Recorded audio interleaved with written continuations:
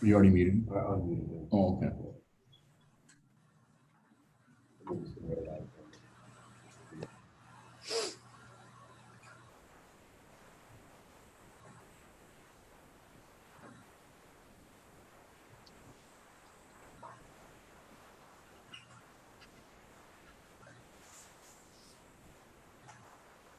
Is Darren in his office with his mask on?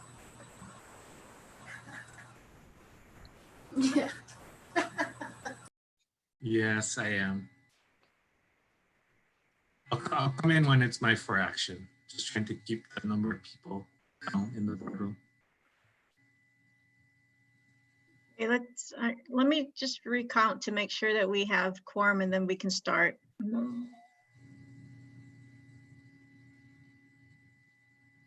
Dawn, Gary, George, myself. So 5 of us makes a quorum, is that correct? I see Sandy on the line.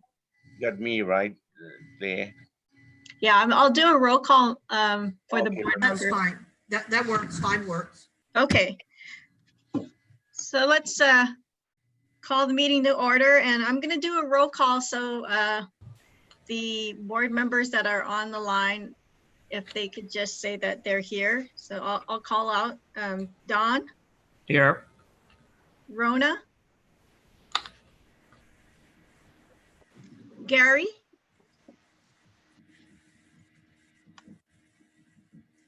I saw Gary on.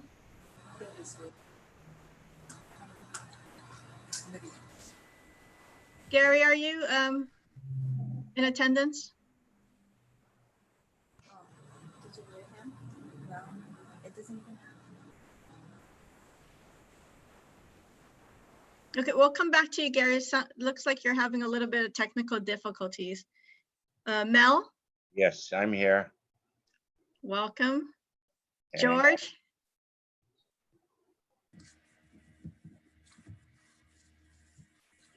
George, I heard you earlier.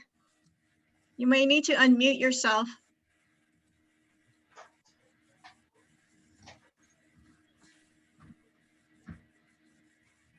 Yeah, I'm here. Okay, fantastic. Thank you, George. Yeah. Craig. Mike. I see Mike McCartney. I'm here. Wonderful. Sarah. Here. Okay, great. So far, let's go back to Gary. Gary, are you connected now?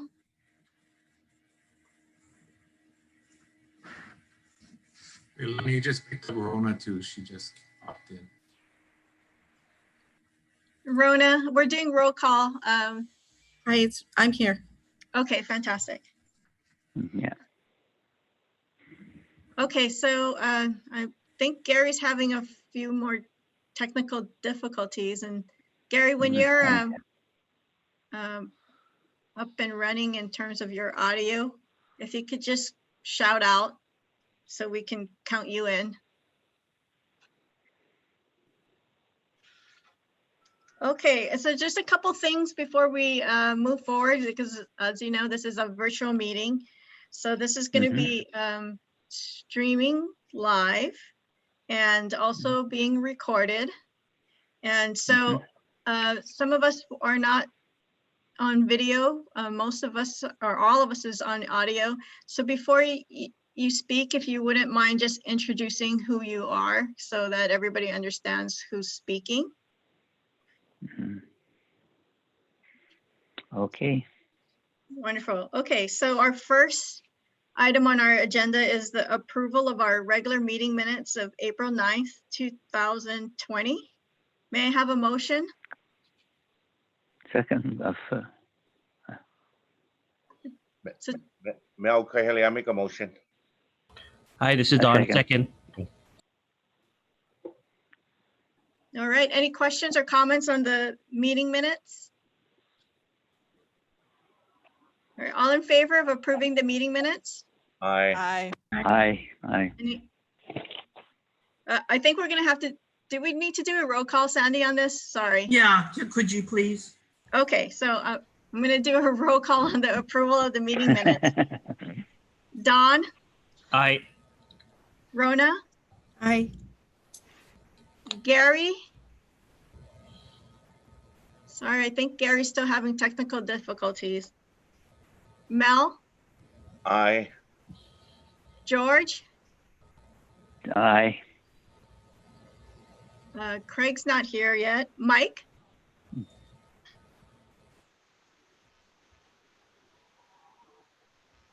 Mike McCarthy, I thought I saw you here online.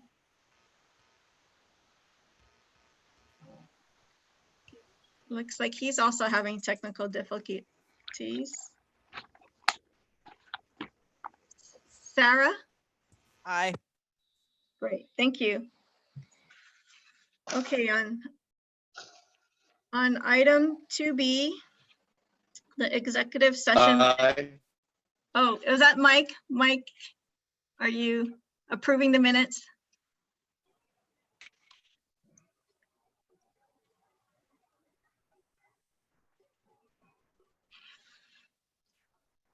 Okay, we'll come back to that. So moving on to item 2B, the executive session minutes, we're gonna defer that to the end of the Yes. agenda when we Can you go hear to me? the executive session. I'm sorry, Mike. Yes, Okay, great, thank you. He is approving the I minutes. approve. Okay, fantastic, thank you. Can you hear me? Yes, I can hear you.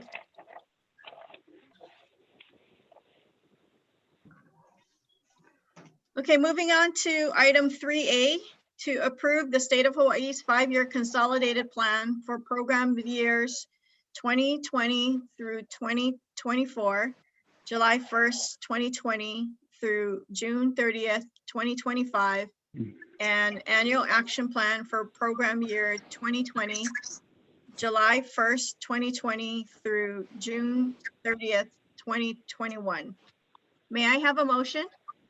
Mel Kahili, I make a motion. Second. This is George Arthur, second. Thank you.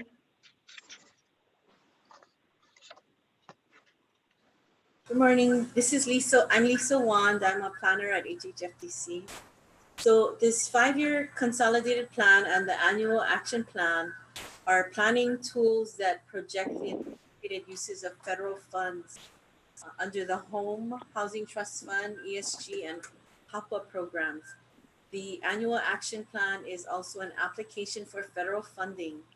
The draft 5-year consolidated plan and annual action plan was developed after public hearings and consultation with HUD and the county's housing agencies, public and private service providers, and other government agencies.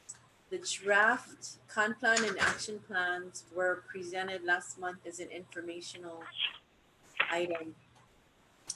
The 5-year con plan consists of a housing and homeless needs assessment, a housing market analysis, a 5-year strategic plan, and an action plan for the distribution of federal funds and how they will be spent to achieve the state's housing goals. Both plans are available for review by the public on HHFDC's website, but no public comments were received during the 30-day public comment period. The consolidated plan and the annual action plan will be submitted to HUD upon the board's approval. So Exhibit A shows the state's goals, planned activities, and anticipated outcomes as a result of those activities for the next 5 years. Staff respectfully recommends approval of the 5-year con plan and the annual action plan for program year 2020. I'm available for questions. I know we spent some time on this last month, so I was wondering if anybody had any additional questions for Lisa.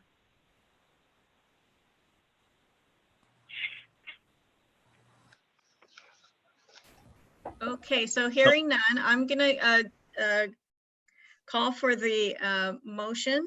I'm sorry, I'm gonna call for the question and I'm gonna do a roll call. All right. All in favor? Or I'm sorry, let me just roll call and you can say aye or nay. Don, Aye. Rona, Aye. Gary? I think, Gary, are you still having technical difficulties? All right, okay. Mel, Aye. George?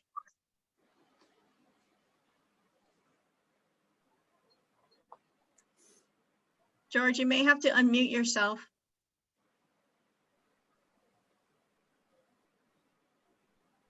Can you hear me, Leilani? I can. Is this George? Or is Okay, that Gary. Okay. Aye. Okay, great, Gary. Thank you very much. George?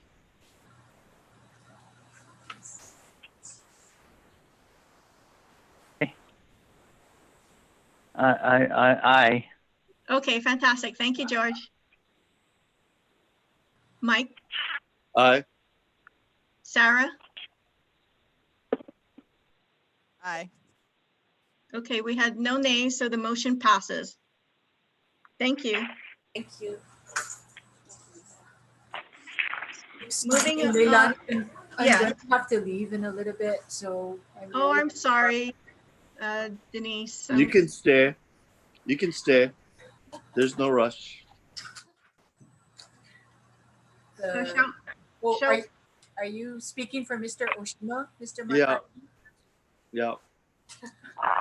He said, take care of this first.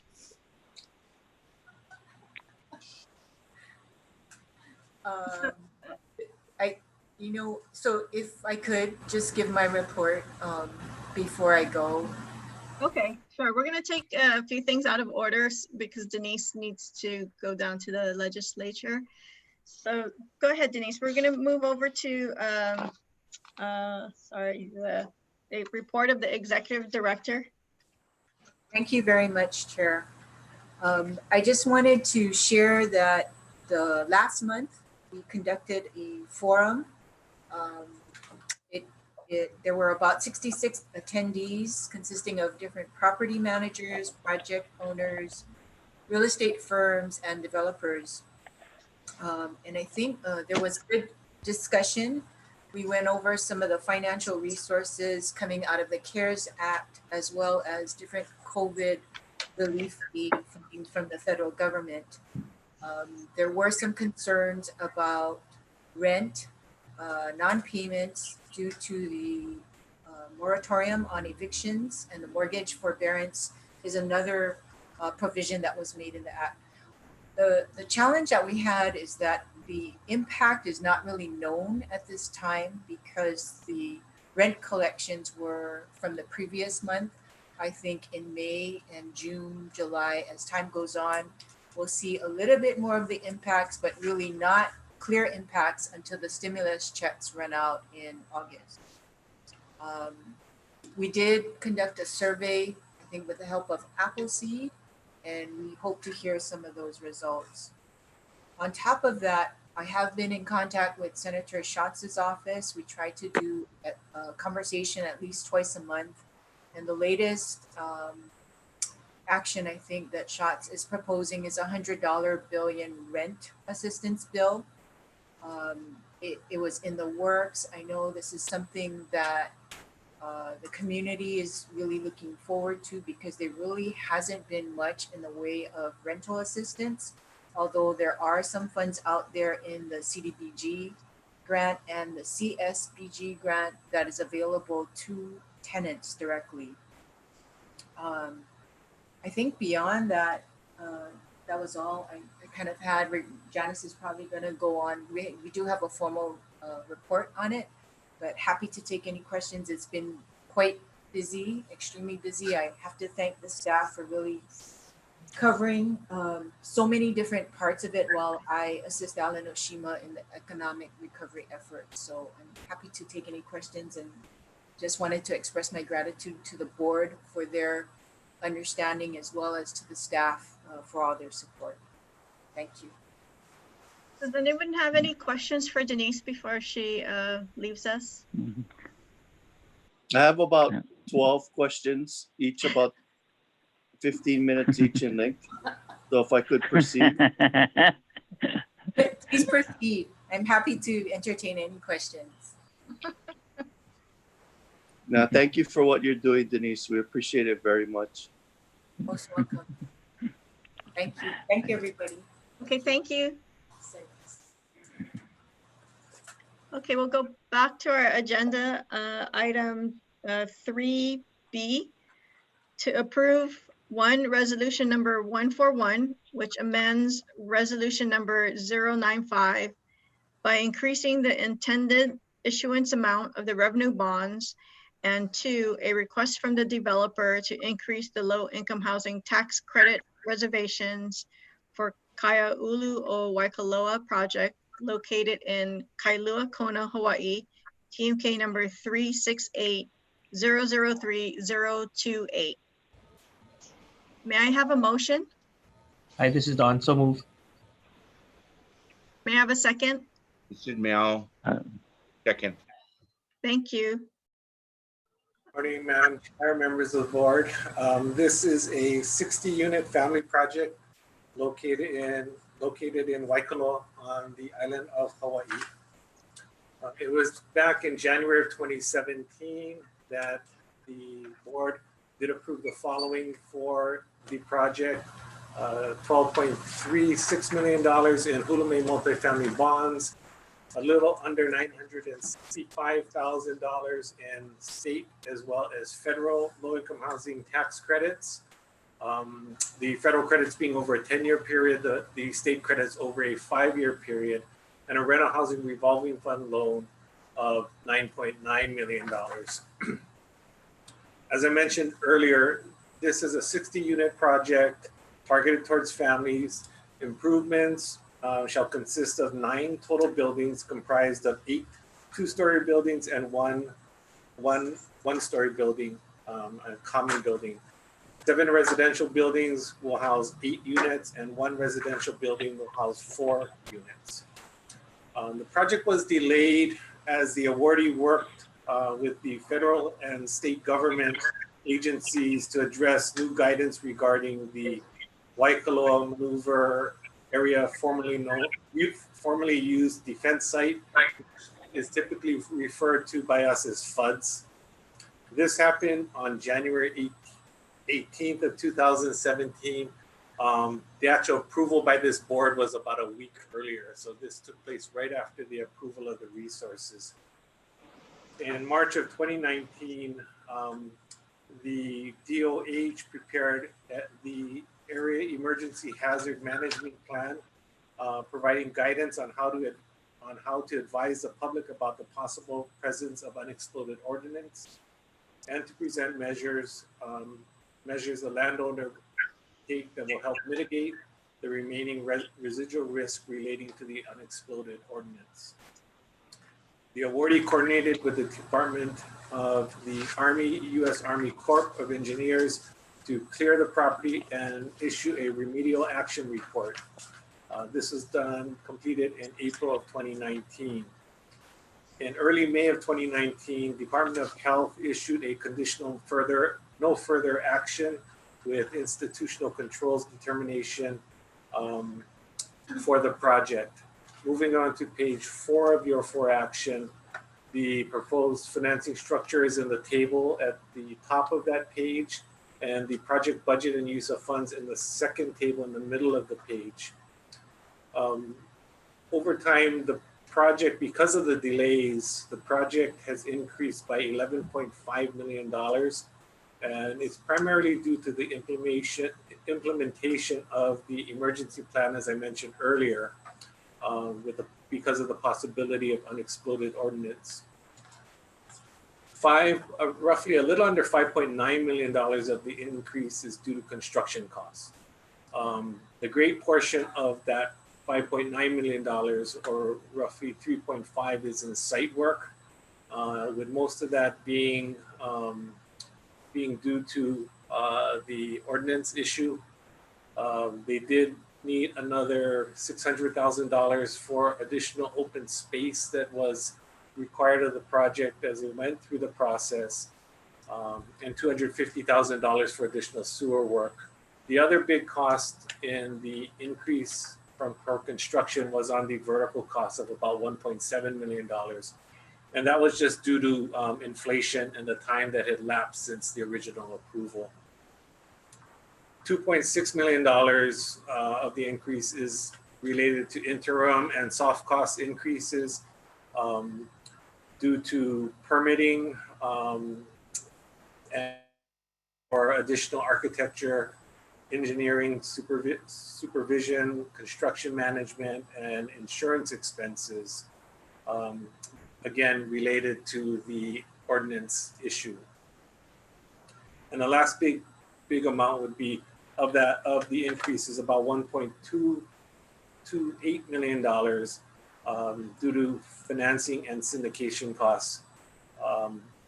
Again, about $335,000 of this is due to an increase in the principal amount of the permanent loan. So that in turn increased the interest cost that needed to be budgeted, and roughly $700,000 in additional bridge loan that was taken on by the developer, and again, interest related to that loan. The higher costs are being absorbed through by the following areas. They will be increasing the Hulume multifamily bond, the permanent portion of the bonds, by roughly $3.44 million. There also is an increase in tax credit equity by about $6 million. The project has also received $800,000 in CDBG funds from the County of Hawaii. And the project did obtain an additional junior loan from the Ikaiko Ohana, which is a related party to the project itself. Key dates in the project timeline: building permits, hopefully sometime this month. Construction is slated to start in July. I think that may be pushed back a little bit, based on things that have happened since we put together this for action. But I think the goal is to get it done hopefully sometime in August. And the project will be completed in June of 2022. The recommendation is set forth on page 6 of your for action. I'm available for questions on behalf of the developer. We do have, I think, with us this morning, Mr. Doug Bigley and Mr. James Rock, as well as we have Dean Sakata on from our staff. Does any board members have any questions?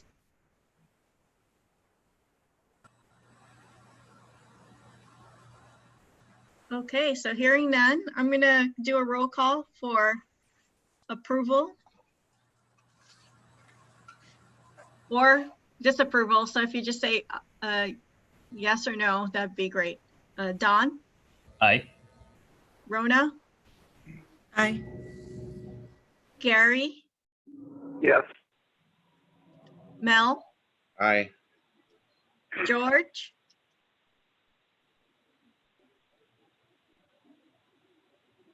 George, you may have to unmute yourself.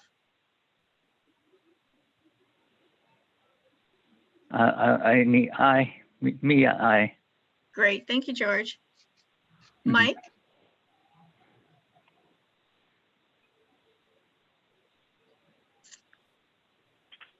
I don't see Mike on any longer. Oh, you don't see? Oh, no, okay, there you go. I'm sorry, Mike, go ahead. Yeah, yeah.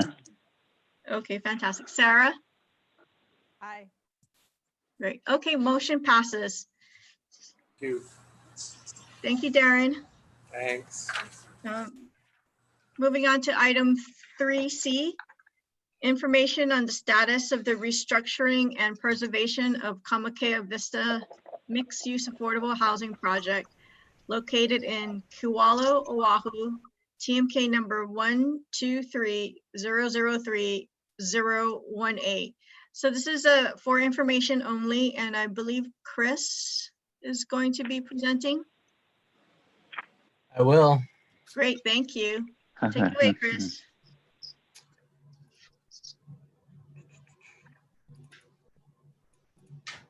Okay. Chair, I'm gonna apologize. I'm kind of sick, so I'm a little bit raspy, but I'll do my best to get through this. You may recall that back in the summer of 2017, we published a request for proposals relating to the restructuring and preservation of our 6-property Hawaii Rental Housing Finance System, Hawaii Rental Housing System Revenue Bond Fund portfolio. Of those 6 properties, one was Kamake'e Vista, which is located in Kaka'ako on Oahu. 5 properties were at the time owned in fee simple by HHFDC. However, the Kamake'e Vista project, or 2 components thereof, was owned in leasehold by HHFDC, subject to long-term ground leases with Atherton Family Foundation. A little bit of detail about Kamake'e Vista. It was built in 1992. It was essentially a partnership between HFDC and HCDA. 28 stories. Again, it's in Kaka'ako, corner of Queen and Kamake'e Street. So it's just Mauka of the Whole Foods on Queen Street. And it is composed of 3 condominium units. There's a residential condominium that contains 226 1- and 2-bedroom affordable housing units. There's the commercial apartment, which contains approximately 29,600 square feet of usable rentable area. And then there's a daycare apartment, which is home to the KCAA Muriel Preschool. So I believe the original Kamake'e transaction was structured this way because it involved a land swap with Atherton, and the condo structure was put in place to ensure that the KCAA preschool would remain at the property long term. KCAA and Atherton have a very long affiliation. The residential and commercial apartments have about 270 structured parking stalls, and the daycare apartment is essentially a separate component of the project. It has its own ingress, egress for vehicles and pedestrians. At the time that we published the RFP, Atherton, as I mentioned, owned the lease fee interest in the project. And our ground leases with them expired on December 31st, 2053.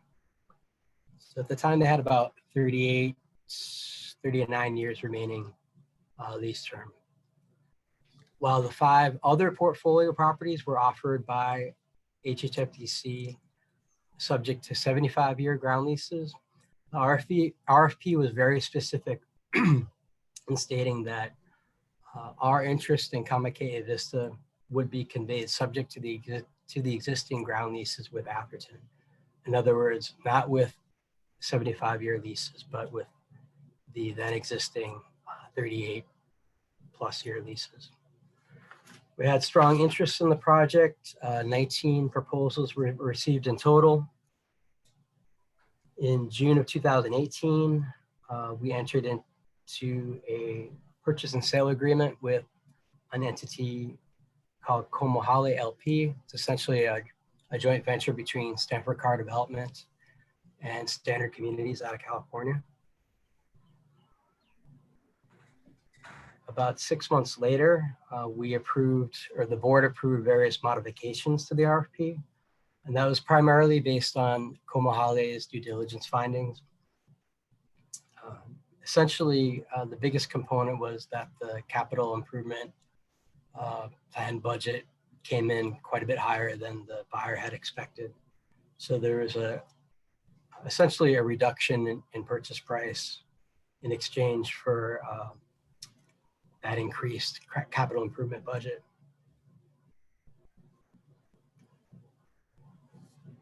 So that was December 2018 that we agreed to those modifications.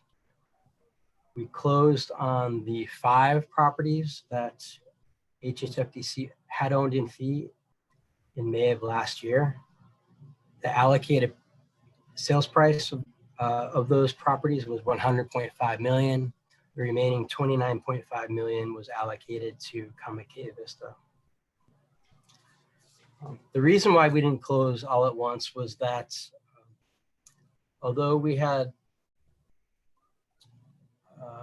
jointly with the buyer approached Atherton with buyers requested modifications to the existing ground leases. And these were primarily lender-driven modifications, so mortgagee protection type clause, modernization. Atherton was not willing to agree to those modifications. However, around the time that we closed on the sale of the 5 properties, Atherton did agree to sell its lease fee interest in Kamakea Vista to HHFDC. We had been discussing that as early as July 2017. And actually, I think it was discussed even before my time at HHFDC or my time on this project.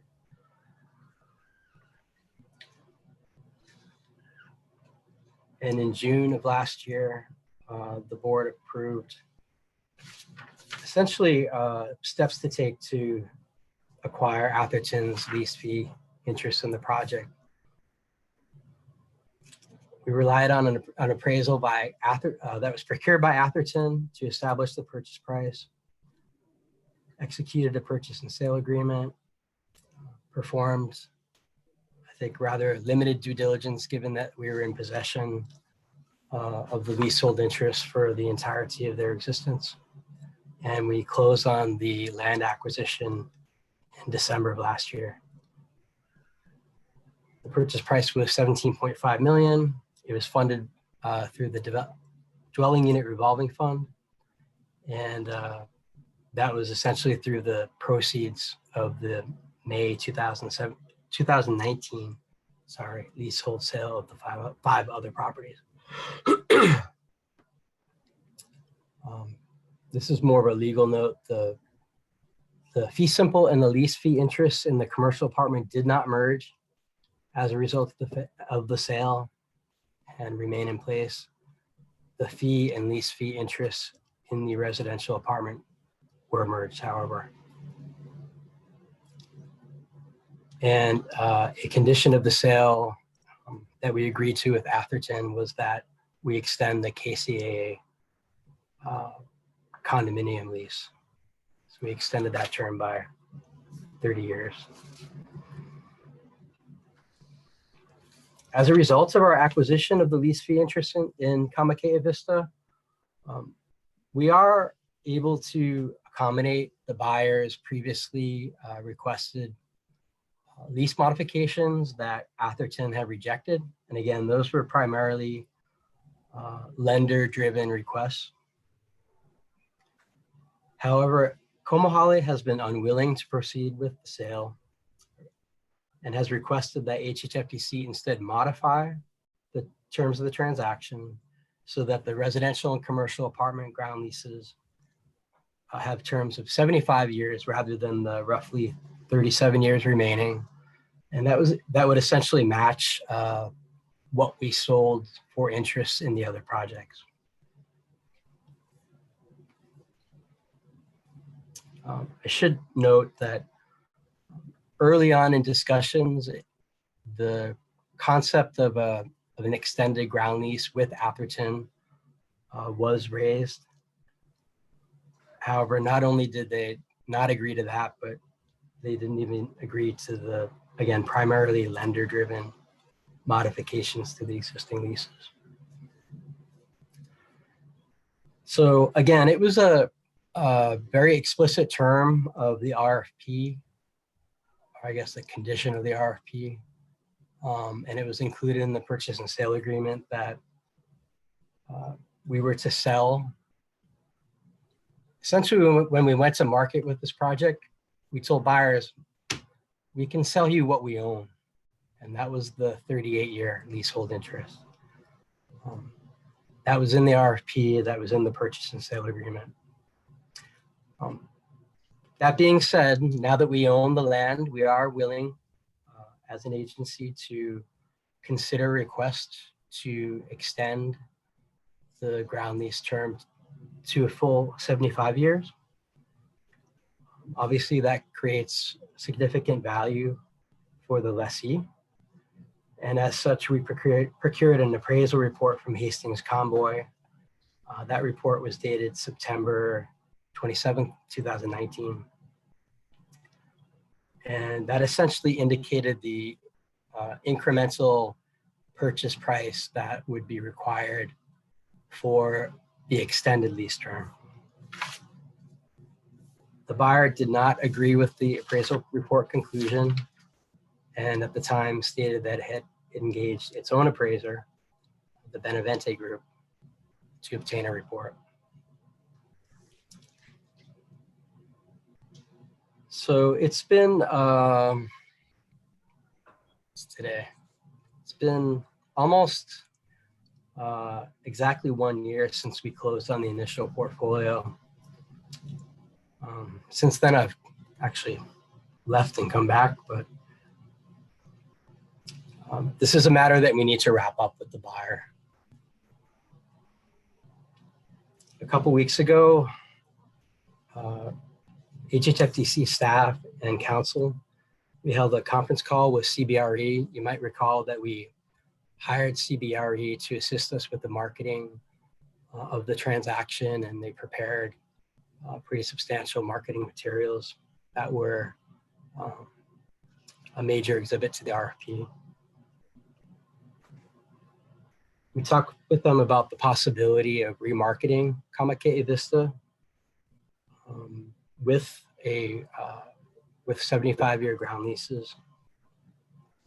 Understanding that the world has changed in the past few months, the feedback that we got was that interest in this type of asset would actually be quite strong. It was also commented that interest rates are extremely low at this point. CBRE also agreed to prepare a broker's opinion of value of a 75-year leasehold interest. On April 30th, I sent an email to the principals of the buyer group requesting that they submit either the following by, I guess it was yesterday at 4:30 p.m. Either one, a formal written request to modify the terms of the Kamakei Vista transaction and a summary of its justification for such a request, including supporting documentation, such as an appraisal report. I also requested that the request include a complete and detailed list of the specific modifications that Komahale would seek under a modified transaction. Alternatively, they could just tell us that they are willing to proceed with the terms of the deal that they agreed to under the purchase and sale agreement. With that said, Chair, may I suggest that you entertain a motion to enter into executive session to discuss the matter? Great. Okay. Thank you, Chris. Can I please get a motion to go into executive session?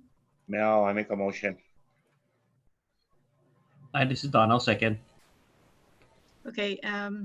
Essa, can you help us get to an executive session meeting here? Yeah.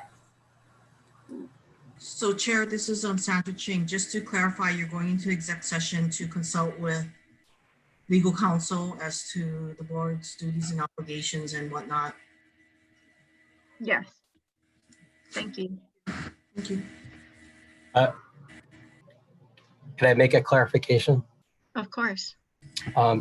Chair, if we're going to be consulting with legal counsel, I think it would be a good idea to have representatives from CBRE participate. I believe that both Dana Peterson and Andrew Renders are participating in the meeting. I would also suggest that after we're done talking, that we invite the buyer group's representatives to join us. Okay, that sounds like a good plan.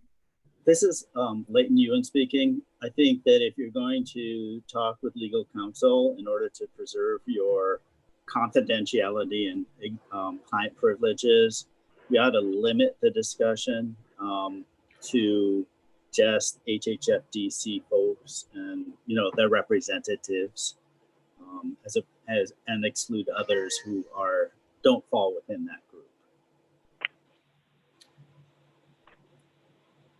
Okay, Leighton, so would you suggest that if we were to ask Dana and Drew to participate, that we hold off a bit?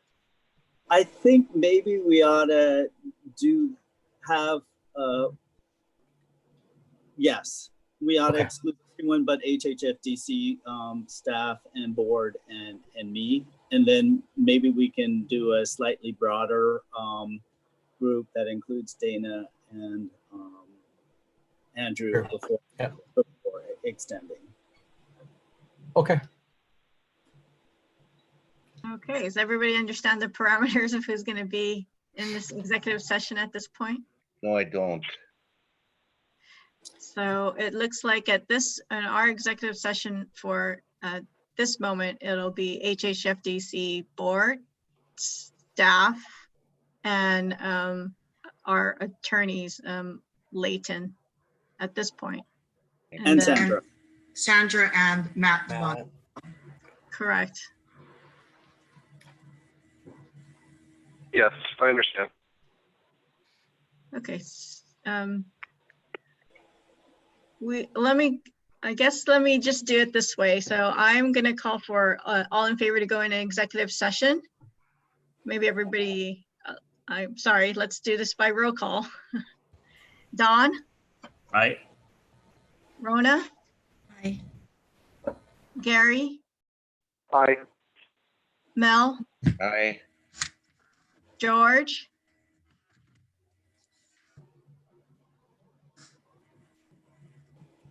George, I'm sorry, you may have to unmute yourself. Mike? Yes. Sarah? Yep.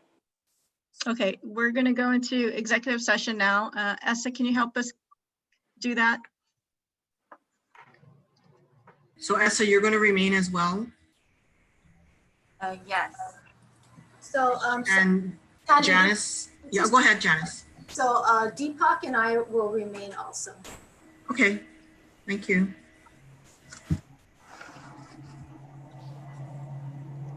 Sorry, just checking if I have everyone in the... Okay. So I'm going to connect to the breakout room. It'll take a second for everyone to connect accordingly.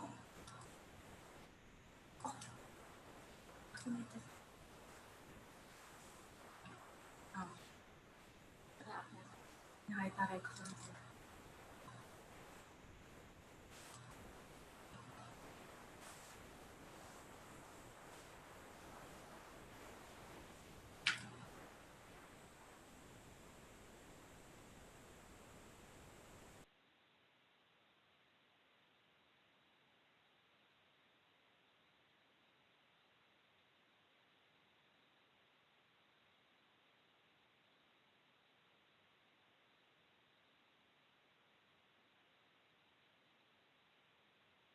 Hello?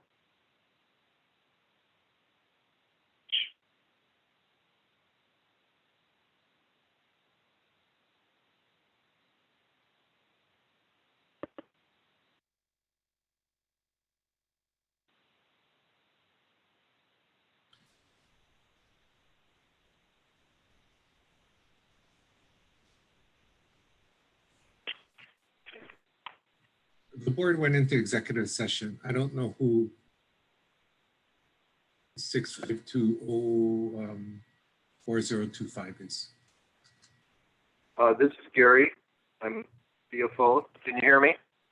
Oh, Gary, you know what? I think they put your video one in. I'll go stick my head in there and have them let you into the room, Gary. Okay.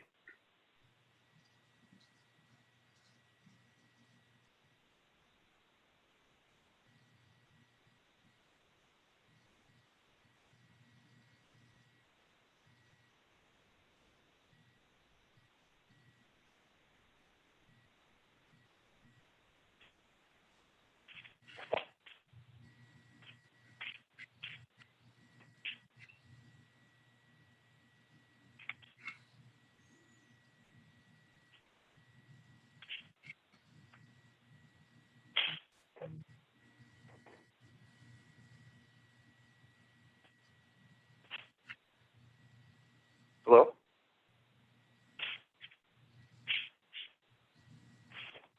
Check your phone.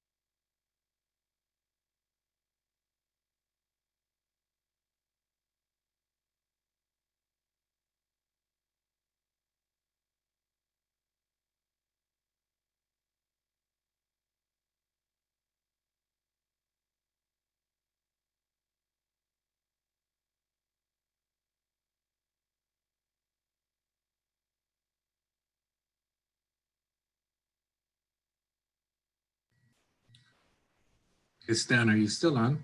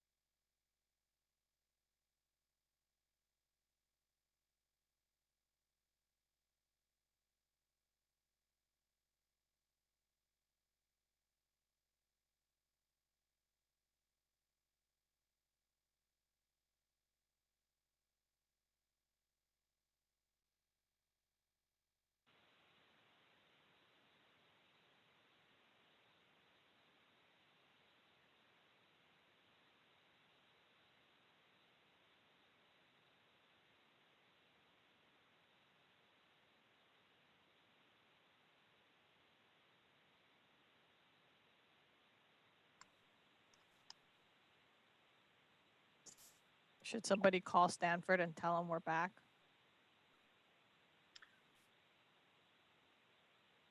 Oh, so you're here. Hello, I'm here. Great. I Okay. feel like a dog that's been tied up on a leash. I'm ready to run. Sorry, thank you very much for being so patient. I just want I to make got all day for you folks. So we have a Dana and everybody else on the line now. I'm here. Okay. So I would like to remind everyone that we're outside of executive session. We just received a briefing. And thank you very much, Stanford and your team, for providing some updated terms. It's a lot for our staff to take in and actually analyze and provide us with a little bit more details on how we can sort of move forward with decision making. So we're going to give our staff some time to review that, and just so that you know that there will be some extensions to the PSA, and we've asked staff to just extend that PSA to the day after our next board meeting, Stanford. So I hope that during this next month that we'll be able to come to some agreement on how we can move forward with your proposal on the terms.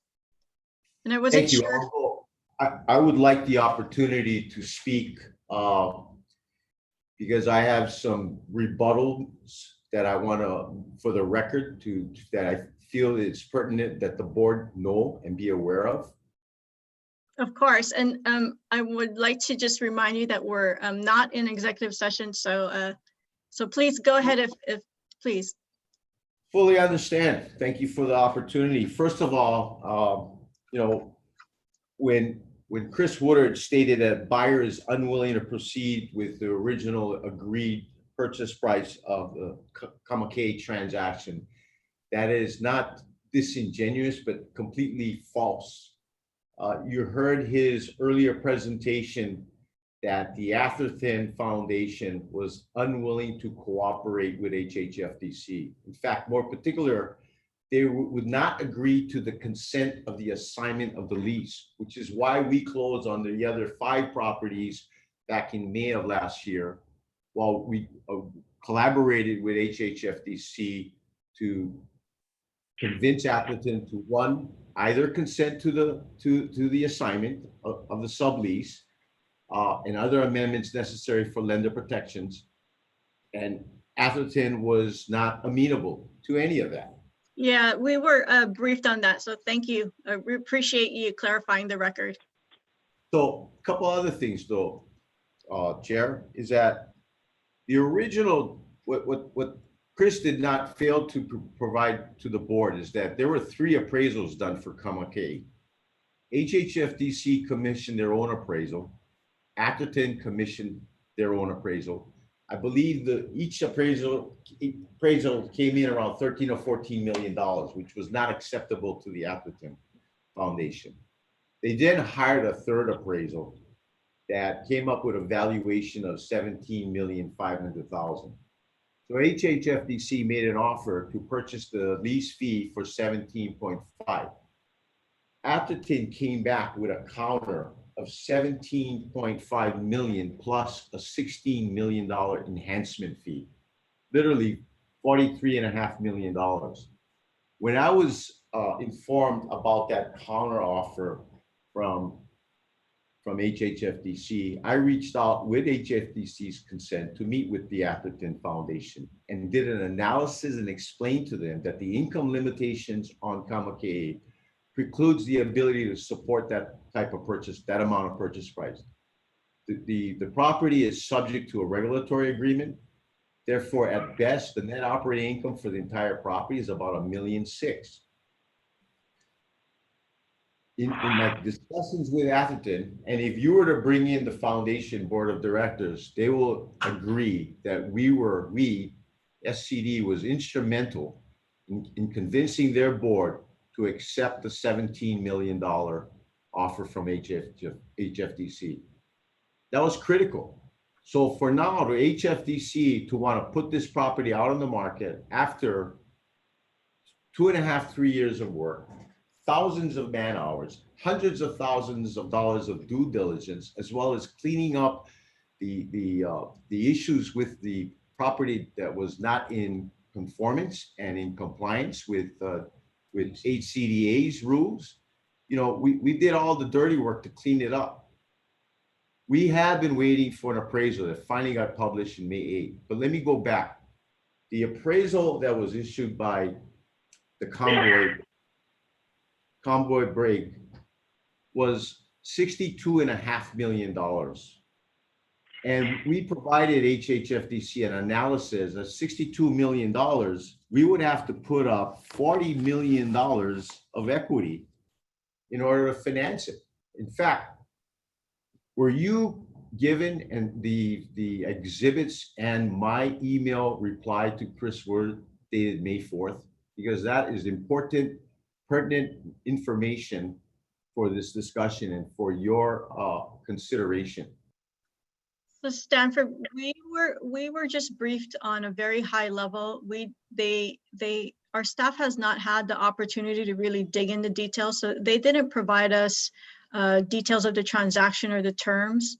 So, you know, our role really is just to understand sort of like what the issues are and then move forward with providing our staff guidance. So that's exactly what we did. We did not get into the details of the deal. Well, I think it would be prudent for you to really get into the details because you're not, they're not disclosing all of the pertinent facts of this transaction. And they will, but they just haven't had the time at this point to evaluate it.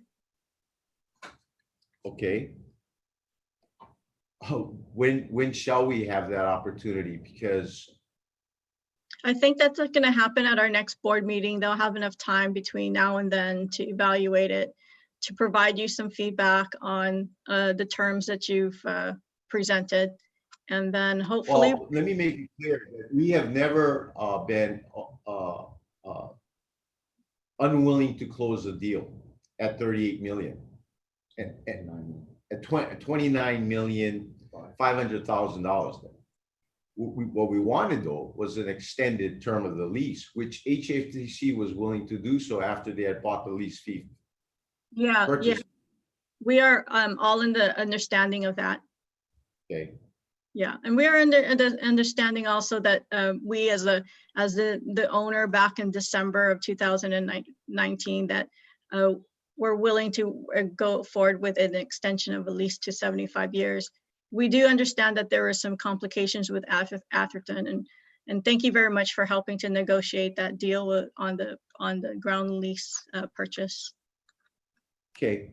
Well, I'll share with you that we provided Chris Woodard on May 4th in response to his April 30th email, the full chronology relating to the Kamakei Vista transaction, the concerns and discussions that we met with Craig Hirai, Deepak, and Albert on December 5th, 2019 of the methodology that we didn't agree with on the appraisal, which we can go into further detail. If you don't want to do it today, we can do it in a future time, but it is, you know, they left out a lot of pertinent financial data from the appraisal. They did not include insurance because the state does not pay for insurance. They're self-insured. They extrapolated the rent increases 5% per year beyond the income limitations that are prescribed by the regulatory agreement with respect to no more than 40% of the units can be rented to households earning more than 100% AMI and more than 60% of the units rented to households earning 80%. That 5% annual extrapolation compounded exceeded those income limitations. So it was a flawed appraisal. I then provided also a schedule analysis of the $62 million appraised value as compared to the $29,500,000 purchase price that we have in contract. We have non-refundable deposits. that it would require $40 million in equity. It's just not economical. The net operating income of that property's performance is only $1,380,000 per year. Fourthly, we commissioned the appraisal with Benavente Group based and on reliance of HHFDC, both Deepak in emails as well as Craig, go out and get another appraisal. So it took Benavente longer than expected because it's a complicated appraisal. However, he has made himself available to answer any questions and to share with you his findings of the appraisal and his concluded price. Yeah, I'm sure that they will take you up on that offer once they get in the details of really understanding the appraisal. Okay. Just the question I have is right now, the purchase and sale agreement expires tomorrow. Yeah, so I'm sorry, maybe I did not make myself clear that staff has let us know that they are actually going to be presenting you an extension of that purchase and sale agreement to the day after our next board meeting in June. Okay. So hopefully within the next time we meet, that there will definitely be some analysis provided to the board on how these appraisals and the extension is valuated. And I'm sure that there will be a lot more discussion between our staff and yourself. And no, please know, Stanford, that we are just as anxious to close this deal as you are. So I'm hoping that the next time we all meet, which will be my last meeting, that we would close this deal before I leave. Okay. Chair, Jeff, you want to add anything?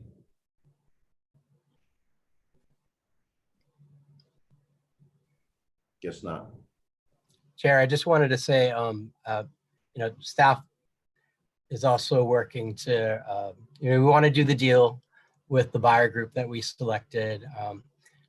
I know Stanford and I often have different versions of events, but we're both, we both have the same goal.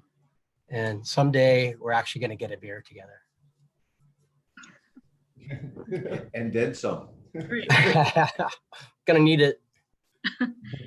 Is there anybody else on our Zoom call that would like to provide any testimony on this matter?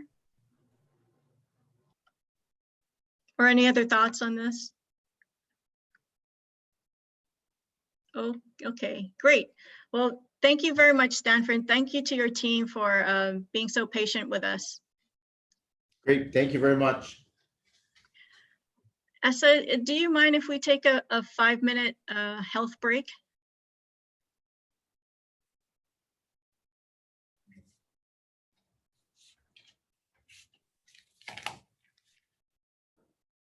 I'm not sure how that would work. Essa, are you muted? Can't hear you.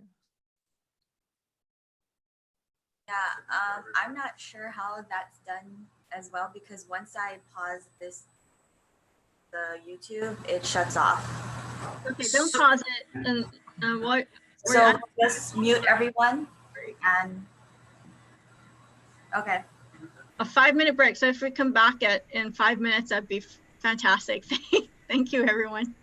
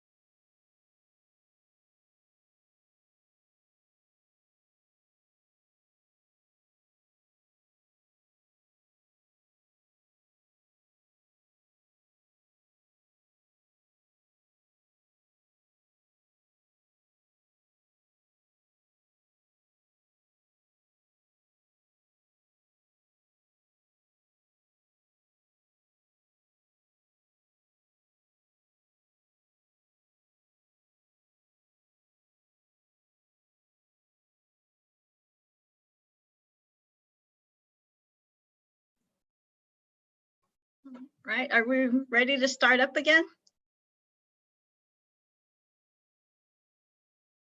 I don't see Mel. It's fine. Can you help me log off? Nope, Mel's still there. Yeah, I just don't see him visually. Oh, But Don, are you back? Yeah, I'm back. Okay, wonderful. How about you, Gary? Are you back? I'm back. Thank you. George, are you back?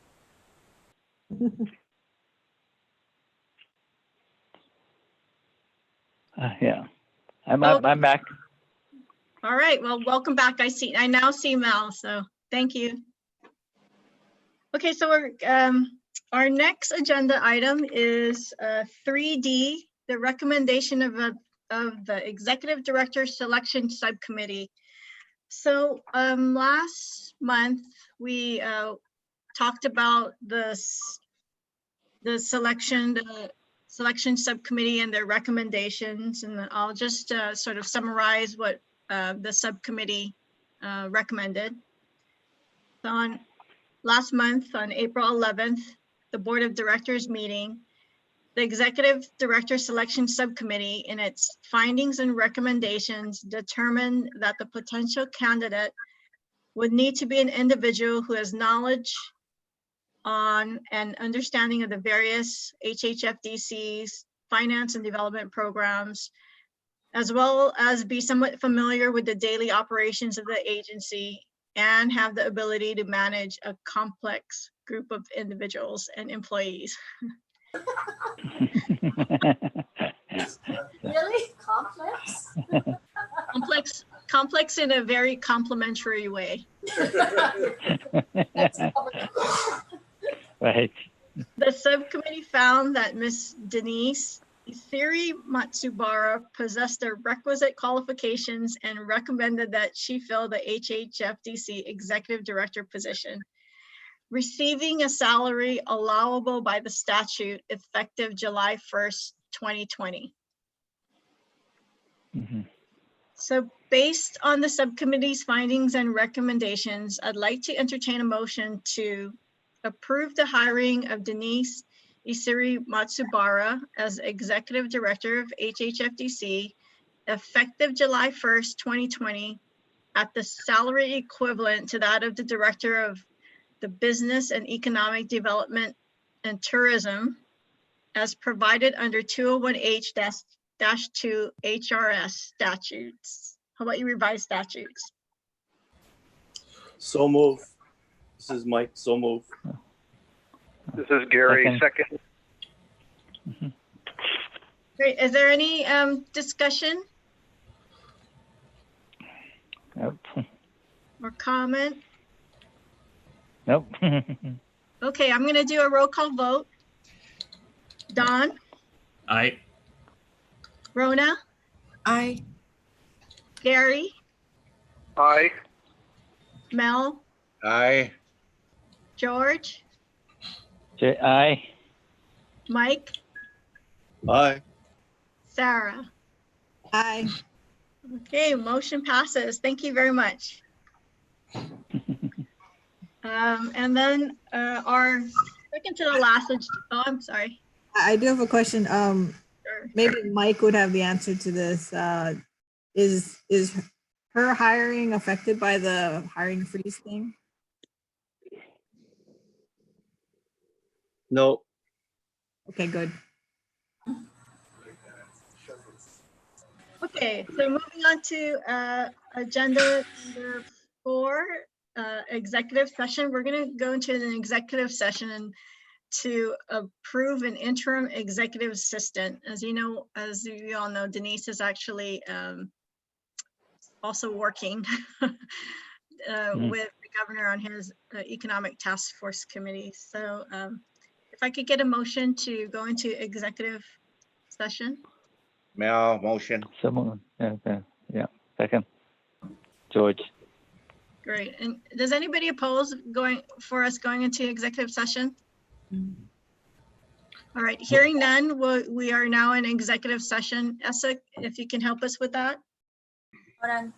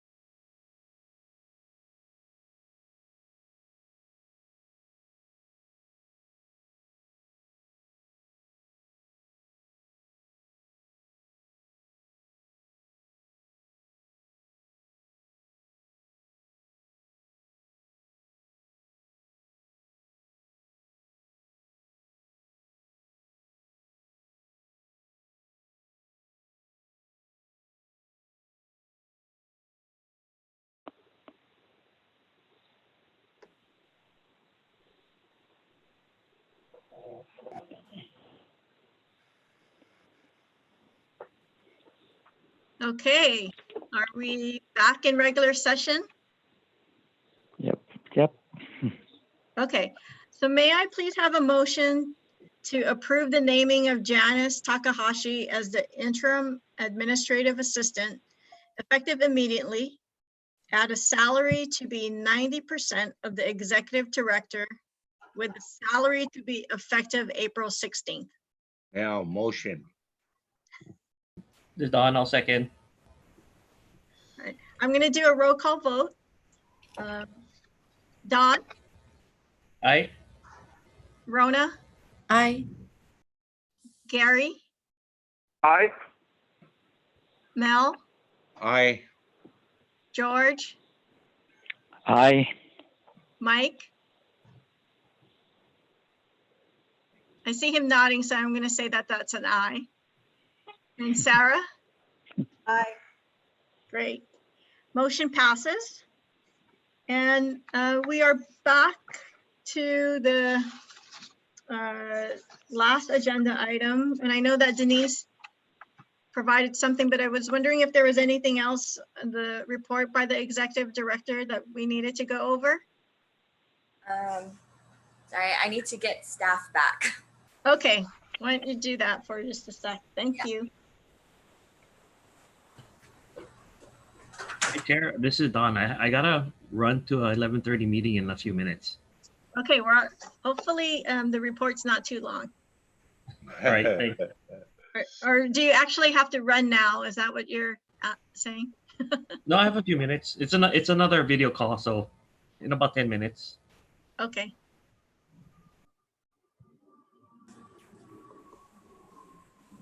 Okay, I have Janice and Darren back. Great.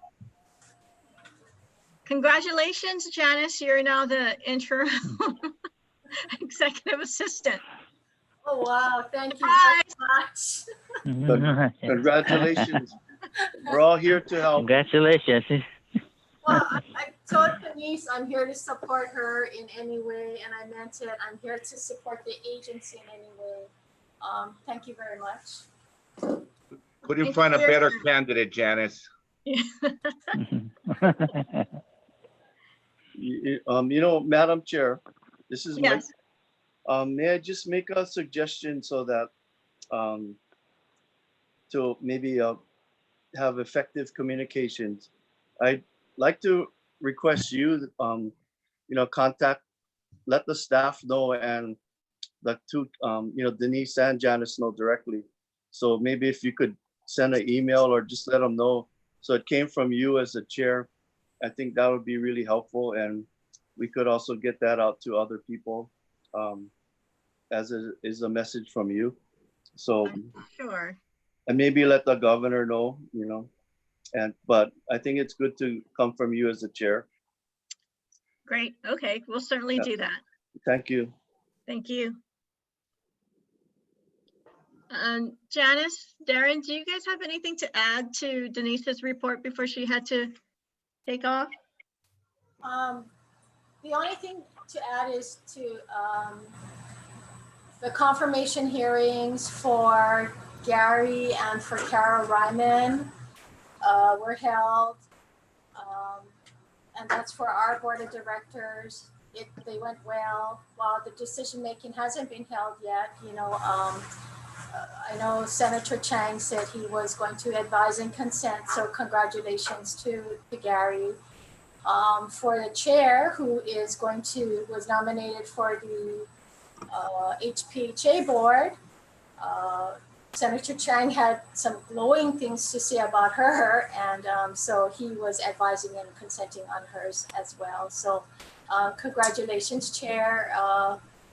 Next month will be your last meeting with us. No, I'm very sad about that. We'll miss you. Yeah, congratulations, though. Thank you. I'm gonna miss all of you guys too. Same here. Yeah. Behave out there.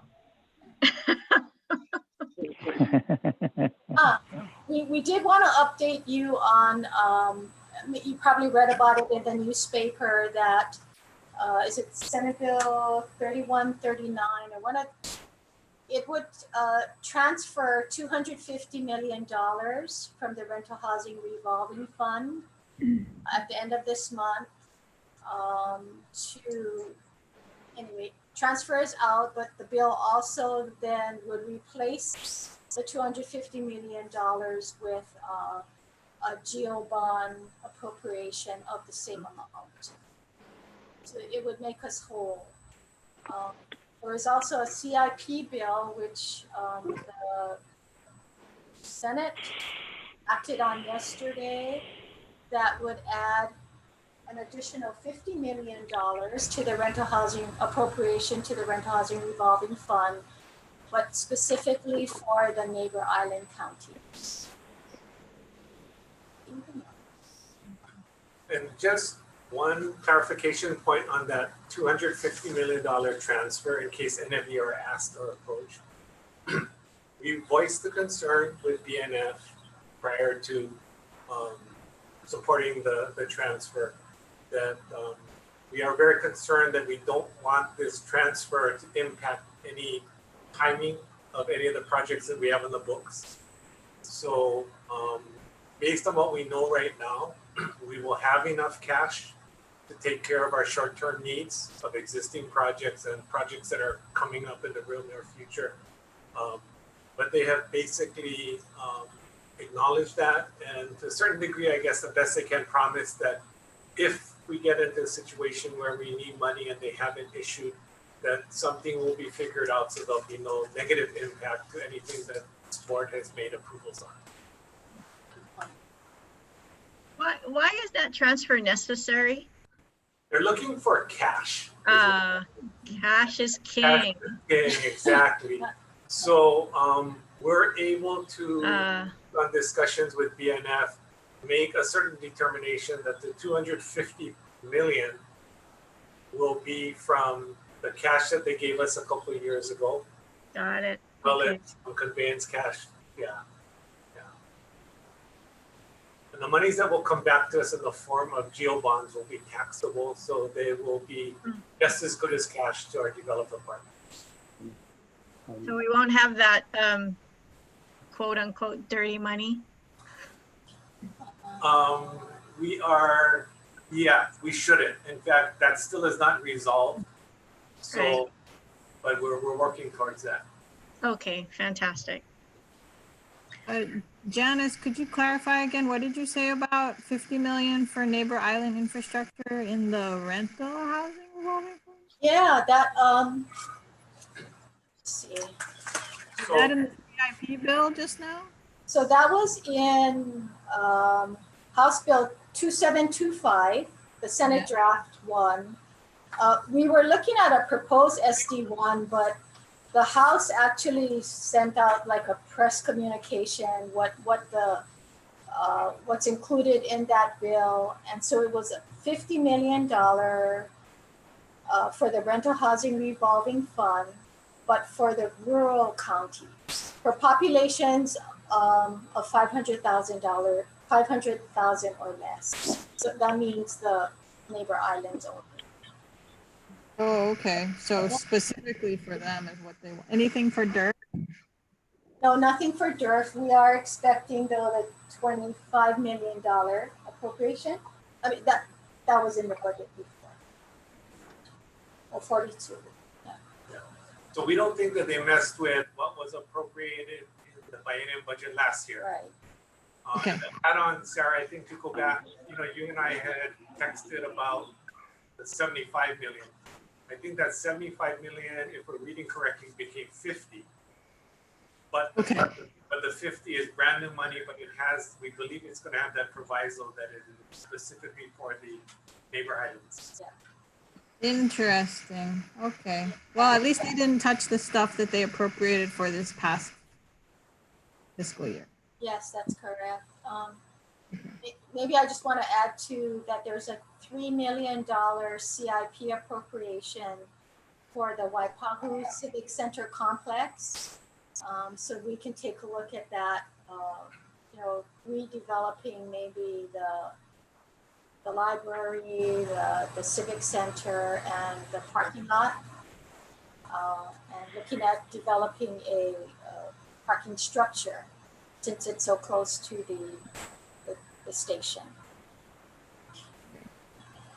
That's something new.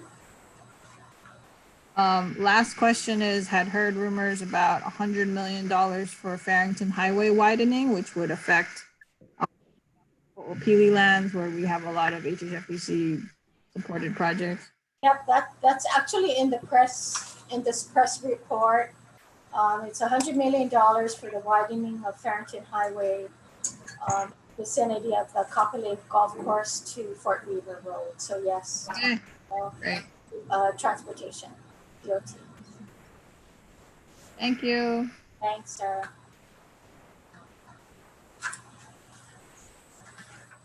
Hey, anything else? There's no other business. I just want to let you guys know I won't see you for a couple of months here. Baby. Yeah. This has to come out. It's gonna- Whoa. Good luck. Yeah, good luck. Congratulations. Yeah, so this will be my last meeting for about 2 or 3 months. And so I'll miss your last meeting, Leilani. Oh, I know, but I'll be around. I'll come visit once COVID is sort of letting us travel back and forth again. Yeah. And in my absence, I think Governor might appoint as an alternate designee Mary Alice. So you guys will have somebody else to fill in for quorum issues if you need. Oh, great. Somebody we are all familiar with. Fantastic. All right. Okay. So may I please have a motion to adjourn? Aye. Motion. All right. And then George is going to second that motion. Yeah, I my second motion. Okay, as seeing that nobody's objecting to that, we are adjourned. Thank you so much, Essa, for all your work on this Zoom call. I think this went pretty well. Yeah, great job with the breakout room. That's so cool. I've never. Yeah, that is. Hey, Leah, well, I'm gonna miss you, Leah. You take care. I got one more. I got one more meeting. I don't even Yeah, wanna yeah, meet right. Well, yeah, you, but yeah, no. right. Yeah, you guys All right, better what- finish the Stanford thing next month. Yeah. Then what are you having, a boy? Yeah, we'll have a boy this time. Oh. Oh, man. Well, everybody stay safe. Thank you very much.